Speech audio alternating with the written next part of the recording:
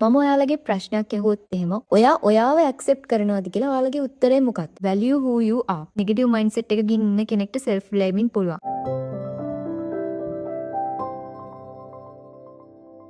Hi guys, welcome back to my YouTube channel. මම ඔයාලගේ ප්‍රශ්නයක් ඇහුවොත් එහෙම ඔයා ඔය දැන් ඉන්න විදිය ඔයා ඇක්සෙප්ට් කරනවද කියලා. ඔයා දැන් ඉන්නේ සතුටෙන්ද? එහෙමත් නැත්නම් ඔයා ඔයාව ඇක්සෙප්ට් කරනවද කියලා ඔයාලගේ උත්තරේ මොකක්ද? ගොඩක් අයගේ උත්තරේ වෙයි මම දන්නේ නැහැ, මට තේරෙන්නේ නැහැ, මට හිතා ගන්න බෑ, ඒ වගේ දේවල්. හැබැයි ඔයාට පුළුවන් නම් ඔයා දැන් ඉන්න සිටුේෂන් එක ඇක්සෙප්ට් කරන්න, ඔයා දැන් ඉන්නේ මොන විදිහෙන් වුණත් ඔයාව ඇක්සෙප්ට් කරන්න, ඔයාට ආදරය කරන්න, ඔයා දැන් ඉන්න විදිහට ඔයාට ආදරය කරන්න පුළුවන් නම් ඔයා මාරුම් විදිහට ඔයාගේ ලයිෆ් එක වින් කරපු කෙනෙක්. මොකද මේ ලෝකේ ගොඩක් අය ජීවත් වෙන්නේ තව කෙනෙක්ට ඕන විදිහට. එහෙම නැත්නම් සොසයිටි එකට ඕන විදිහට. තමන්ගේ අම්මට තාත්තට ඕන විදිහට. බොයිෆ්‍රෙන්ඩ් ගර්ල්ෆ්‍රෙන්ඩ්ට ඕන විදිහට. තමන්ගේ හස්බන්ඩ් වයිෆ්ට ඕන විදිහට. ඇත්තටම ඒකද ජීවිතේ කියන්නේ? නැහැ. ඒක නෙමෙයි ජීවිතේ කියන්නේ. තමන්ගේ ජීවිතේ තමන් ගෙනියන්න ඕනේ තමන්ට ඕන විදිහට. ඔයා ඔයාව ඇක්සෙප්ට් කරලා ඔයා ඔයාට කැමති විදිහට ජීවත් වෙන්න ඕනේ. ඔයා ඉගෙන ගන්න ඕනේ ඔයාට කැමති දේවල්. ඔයා කරන්න ඕනේ, ඔයා යන්න ඕනේ. ඔයාගේ ජීවිතේ ඔයාගේ වගකීමක්. ඇයි ඔයාව බලාගන්නේ ඔයා නම්? ඇයි ඔයා තව කෙනෙක් කියන විදිහට දේවල් කරන්නේ? කෙනෙක් කියන දෙයක් හොඳයි නම් ඒක ගන්න එක හරි. තව කෙනෙක් ඔයාට ඇඩ්වයිස් එකක් දෙන්නේ ඔයාගේ මොකක් හරි අඩුපාඩුවක් දැකලා නම් ඔයාට ඒ අඩුපාඩුව තේරුම් ගන්න පුළුවන් නම් ඔයා ඒ දෙන ඇඩ්වයිස් එක ඇක්සෙප්ට් කරන්න ඕනේ. හැබැයි එහෙම නැතුව ඔයා දන්නවා නම් ඔයා කිසිම වැරද්දක් කරන්නේ නැහැ කියලා ඔයා දන්නවා නම් ඔයා දැන් ඉන්න විදිහින් කිසිම කෙනෙක්ට කරදරයක් වෙන්නේ නැහැ කියලා. ඔයාට පුළුවන් කවුරුත් කියන විදිහට ජීවත් වෙන්න නැතුව ඔයාට ඕන විදිහට ජීවත් වෙන්න. ඔයා කරන දෙයකින් වෙන අයගේ හිත රිදෙනවා නම් විතරයි ඔයා කරන දේ වැරදි දෙයක් වෙන්නේ. එහෙම නැත්තම් ඔයා කරන්නේ හරි දෙයක්. ඔයාට වැඩිපුරම ආදරය කරන කෙනා ඔයා වෙලා ඔයාව ඇක්සෙප්ට් කරන්න ඕනේ. මේක self love වලම තවත් එක පැත්තක්. value who you are. ඔයා කවුද කියන එක ඔයා value කරන්න ඕනේ. ඔයා දැන් ඉන්නේ මොන සිටුේෂන් එකකින් වුණත් ඔයා ඔයාව ඇක්සෙප්ට් කරන්න ඕනේ. ඔයා ඔයාට ග්‍රේට්ෆුල් වෙන්න ඕනේ. ඔයා මෙච්චර කාලයක් ඔයාව දරාගෙන හිටියා කියන එකට ඔයා ග්‍රේට්ෆුල් වෙන්න ඕනේ. මගේ ජීවිතේ මෙච්චර කාලයක් මට වෙච්ච දේවල් වලට මට ග්‍රේට්ෆුල් වෙනවා. මාව අල්ලගෙන හිටියට, මාව දරාගෙන හිටියට. ඕනම කෙනෙක්ගේ ජීවිතේ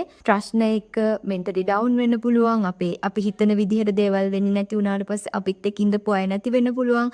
අපේ අම්මා තාත්තට උනත් සමහර තැන්වලදී අපි එක්ක ඉන්න බැරි වෙන්න පුළුවන්. ඒ වගේ වෙලාවල් වලදී අපිව අල්ලගෙන හිටියට අපි අපිට ග්‍රේට්ෆුල් වෙන්න ඕනේ. මම ඔයාලට කියලා තියෙනවානේ ග්‍රැටිටියුඩ් ජර්නල් එකක් කරන එක තමයි පොසිටිව් මයින්ඩ්සෙට් එකක් හදාගන්න තියෙන හොඳම විදිහ කියලා. ග්‍රැටිටියුඩ් ජර්නල් එකක් කරන කෙනෙක්ට දවසකට ලියන්න දෙයක් නැත්තම් ඔයාටම ග්‍රේට්ෆුල් වෙන්න පුළුවන්. ඔයා වෙනුවෙන් කරපු දේවල් වලට ග්‍රේට්ෆුල් වෙන්න. ඔයාට පුළුවන් ඔයාව දරාගෙන හිටියට ග්‍රේට්ෆුල් වෙන්න.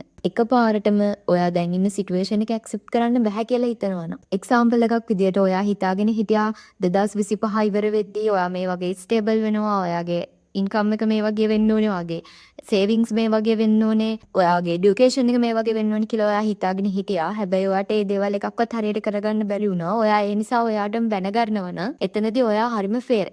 ඔයාට ග්‍රේට්ෆුල් වෙන්න ඕනේ. ඔයා මේ ඒ දේවල් නොකර හිටියත් ඔයාව ඇක්සෙප්ට් කරන්න ඕනේ. ඔයාට ආදරය කරන්න ඕනේ. ඔයාට බෑ ඔයාට බනින්න self blaming ඒක කොහොමදවත්ම හොඳ දෙයක් නෙමෙයි.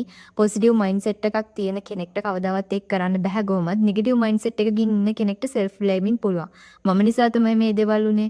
ඇයි මට මෙහෙම වෙන්නේ? ඇයි මට හැමදේම එපා වෙන්නේ? ඇයි මටම මේ දේවල් වෙන්නේ? මම හින්දා තමයි මට මෙහෙම දේවල් වෙන්නේ. මම කරන දේවල් වලින් තමයි මට මෙහෙම වෙන්නේ කියලා හිතන අය. ඒකේ යාළගේ නෙගටිව් මයින්ඩ්සෙට් එක නිසා වෙන දෙයක්. ඒ වෙන දේවල් වලින් අපිට ගන්න පුළුවන් දෙයක් තියෙනවානේ. අපිට මොන හරි ලොකු ප්‍රශ්නයක් ආවොත් එහෙම අපේ කෙනෙක්ව අයින් වෙලා ගියත් එතන රීසන් එකක් තියෙනවා එයාව අපෙන් අයින් වෙන්න. ඒ වගේම එතන ඒ සිටුේෂන් එකෙන් අපිට ගන්න දෙයක් තියෙනවා. අපිට නැති වෙන දේවල්, අපිට වෙන දේවල් ඒ හැමදේම අපේ මොඳට වෙන දේවල්.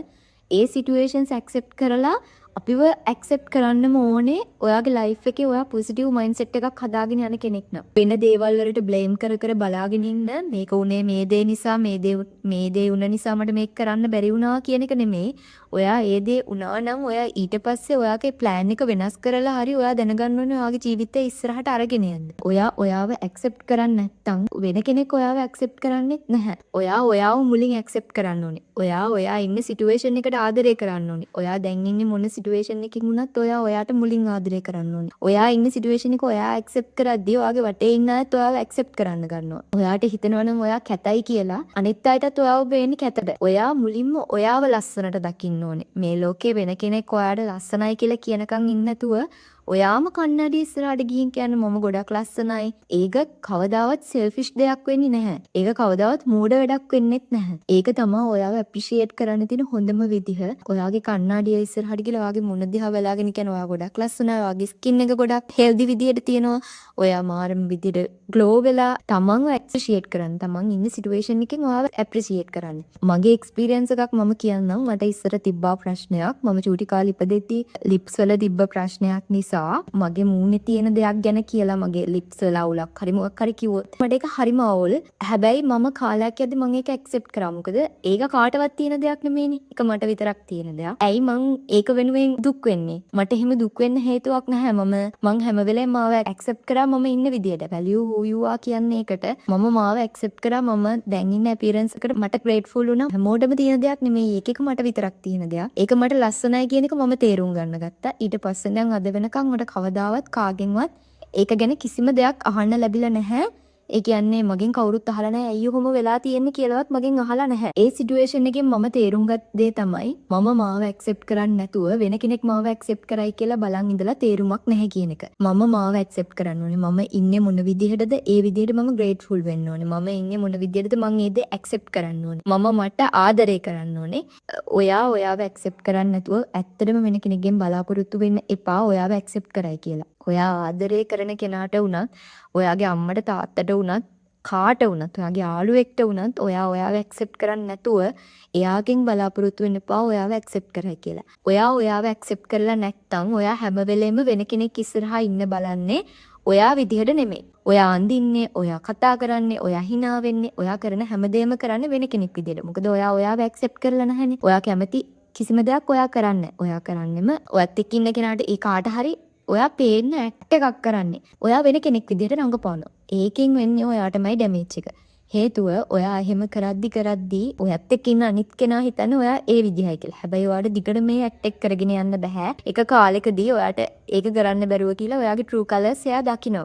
එයා ඔයාව දැකලා තියෙන විදිහට තමයි එයා ඇක්සෙප්ට් කරලා තිබ්බේ. හැබැයි ඔයාගේ true colors එයා ඇක්සෙප්ට් කරලා තිබ්බේ නැති නිසා එතනින් ඒ බොන්ඩ් එක නතර වෙන්න පුළුවන්. කතා බහ කරන මිනිස්සයා ඒ කවුරුණත් එයා ඩිසපොයින්ට් වෙනවා ඔයා ඉන්නේ මේ විදිහට නෙමෙයිනේ කියන එකෙන්.